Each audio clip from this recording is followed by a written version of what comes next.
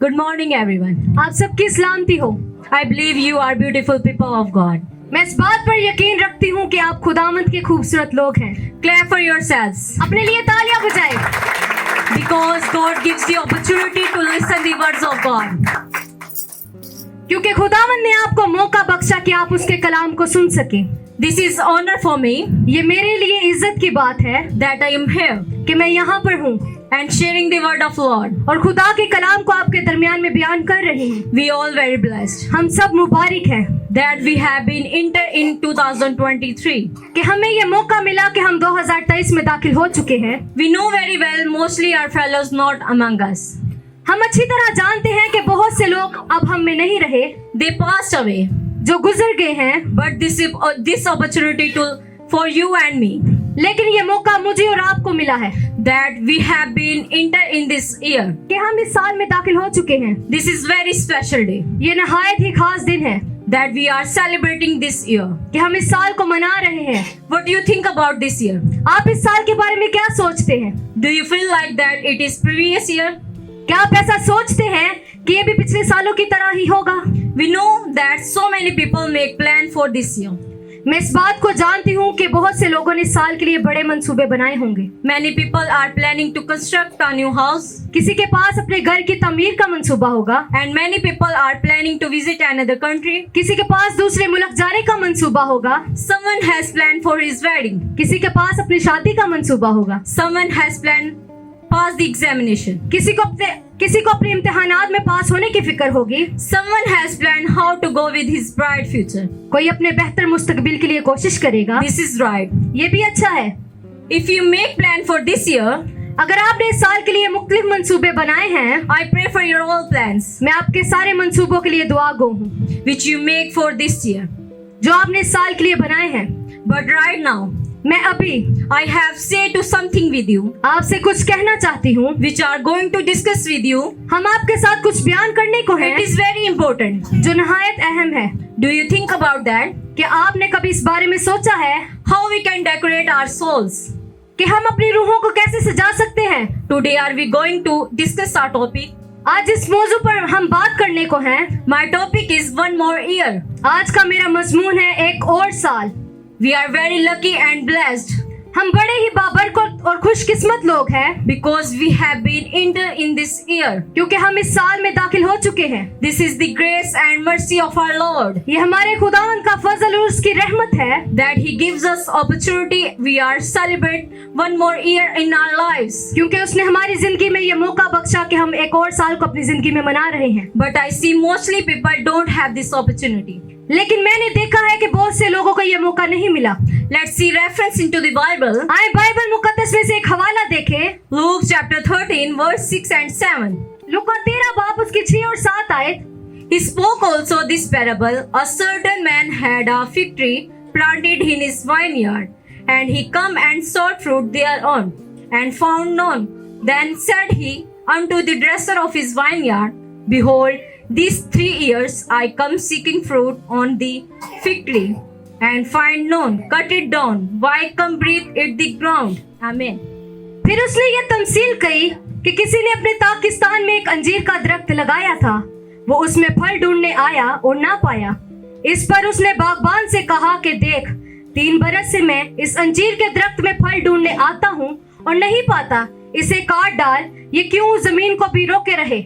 My dear brothers and sisters, मेरे अजीज बहन भाइयों, we read into the reference. अभी हमने इस हवाले में से पढ़ा है, A certain man had a fig tree planted in his vineyard, किसी ने अपने ताकिस्तान में एक अंजीर का दरख्त लगाया था and he come and sought fruit thereon and found none.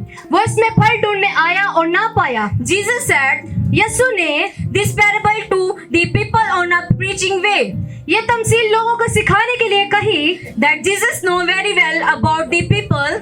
यीशु उस वक्त के लोगों को बड़ी अच्छी तरह जानते थे। For that time, उस वक्त and he knows what was happening around him. वो जानते थे कि उनके इर्द गिर्द क्या हो रहा था। Which message I am going to preach? जो पैगाम मैं आपके साथ बयान करने को हूँ, It is belong to people for that time, ये उस वक्त के लोगों के लिए भी था and people for this time. और आज के लोगों के लिए भी है। For that time, उस वक्त Jesus was preaching repentance. यीशु तौबा की मनादी कर रहे थे। Repentance is very important to change your life in a spiritual meanings. रूहानी एतबार में तौबा आपकी जिंदगी में बड़ी अहमियत रखती है। When you are confess your sins, जब आप अपने गुनाहों का इतराफ करते हैं, when you are totally clean from your sins, तो आप मुकम्मल तौर पर अपने गुनाहों से साफ हो जाते हैं। then you are able to enter in this year.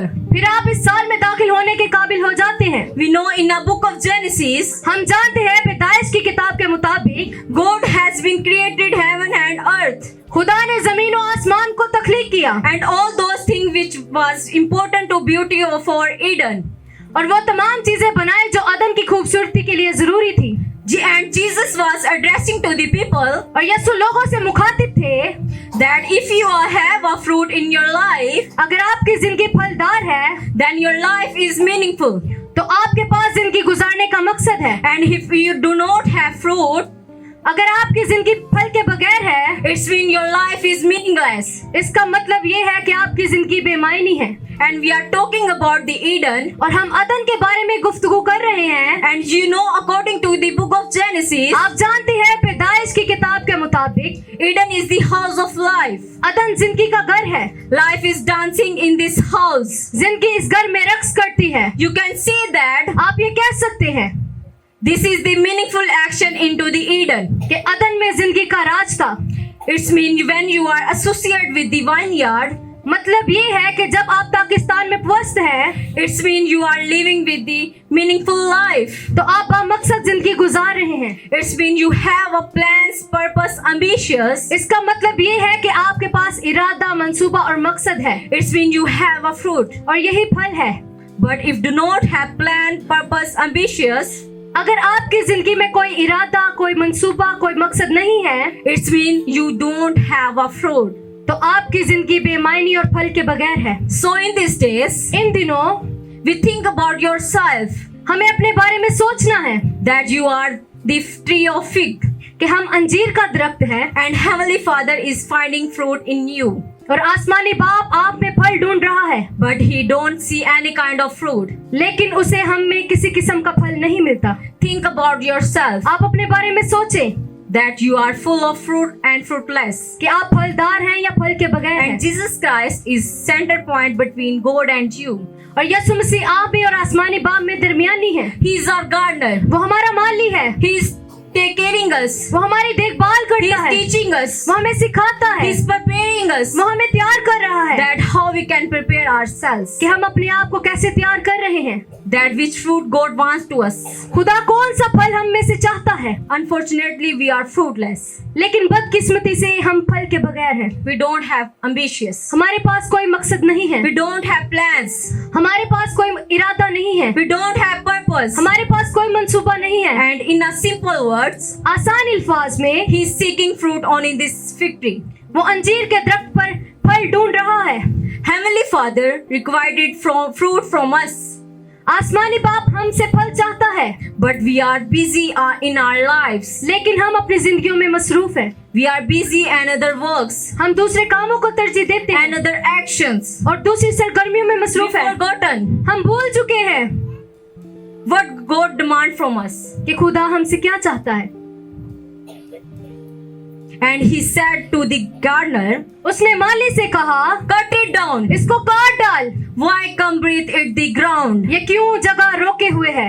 But the Jesus Christ as a gardener requested to Heavenly Father. लेकिन यीशु मसीह आसमानी बाप की मिन्नत करता है। He advocacy for us. वो हमारी शिफायत करता है। He said, वो कहता है, Oh Lord, ऐ खुदावन, oh Master, ऐ मालिक, give him one more year in his life. एक और साल इसकी जिंदगी में बख्श दे। I will again preparing him. मैं दोबारा इसकी देखभाल करूंगा। If he does not able to fruit, अगर ये फल के काबिल ना हुआ, then you can do as you want to do. तो फिर वही करेंगे जो तेरी नजर में भला है। My dear brothers and sisters, मेरे अजीज बहन भाइयों, now we have opportunity that we show our fruit in our lives.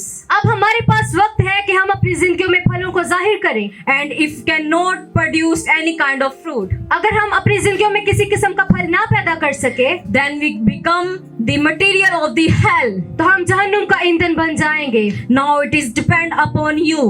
अब ये आप पर मुनहसर है which way you want to choose fruitful and fruitless tree. आप कौन सा दरख्त बनना चाहेंगे, फलदार या फल के बगैर? Because now you have a chance to choose life and death.